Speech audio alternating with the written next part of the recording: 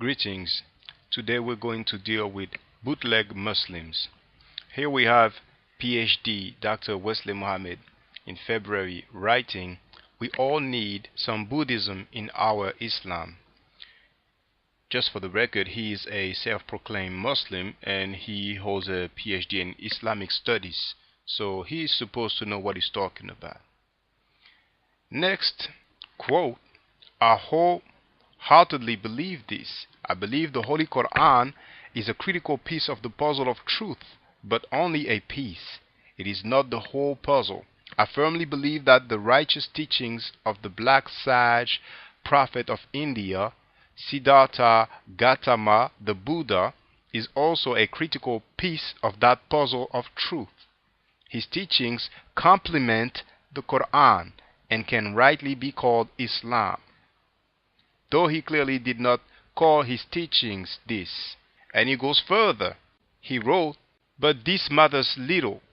As the Honorable Elijah Muhammad said," and he quotes Elijah Muhammad. You can read the quote.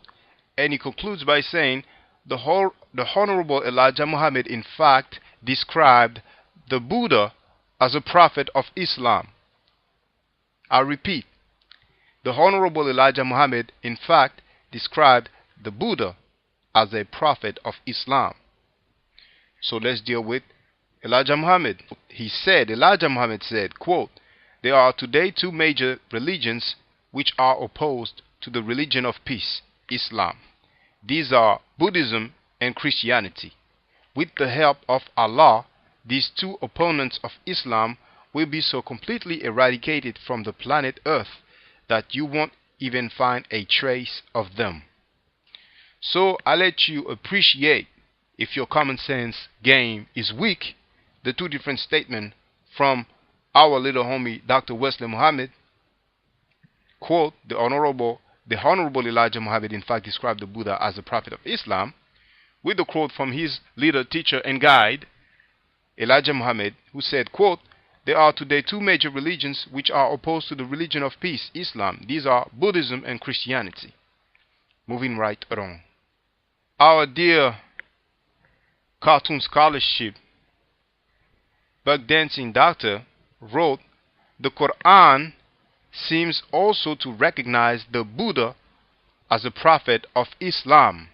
So not only Elijah Muhammad, even the Quran now. So I'll let you read the quotes from the Quran.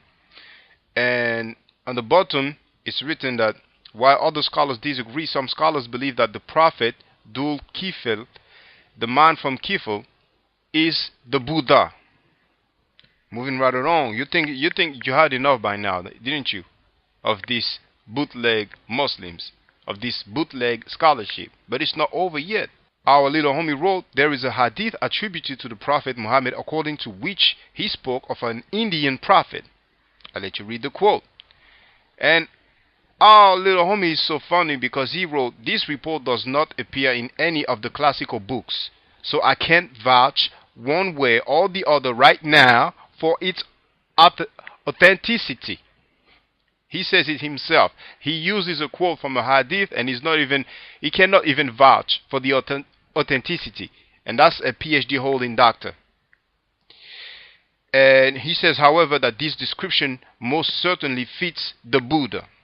So you see, this is that picking and choosing, grabbing anything you can grab to make your point. Anyway, here are Dr. Wesley Muhammad's three entities used for his bootleg scholarship claim regarding Buddhism.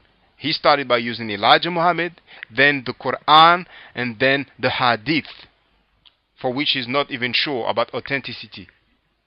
And just so that you get the picture about this little situation right there, our little homie wrote, the truth teachings of the Buddha equals Islam."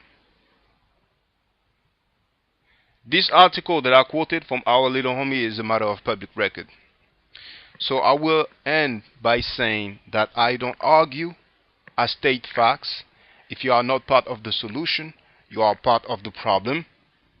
But to the listeners, if you are not bootleg, and especially if you are not a bootleg Muslim, I suggest that you share this video, that you add it to your favorite, that you share it on all social networks, and that you like this video as well. It will not cost you anything. My name is Shaka Ndigu Kemet. My website is afrostyly.com. That's www.afrostyle.com/English. My main account on YouTube is, in one word, Egypt Decoded.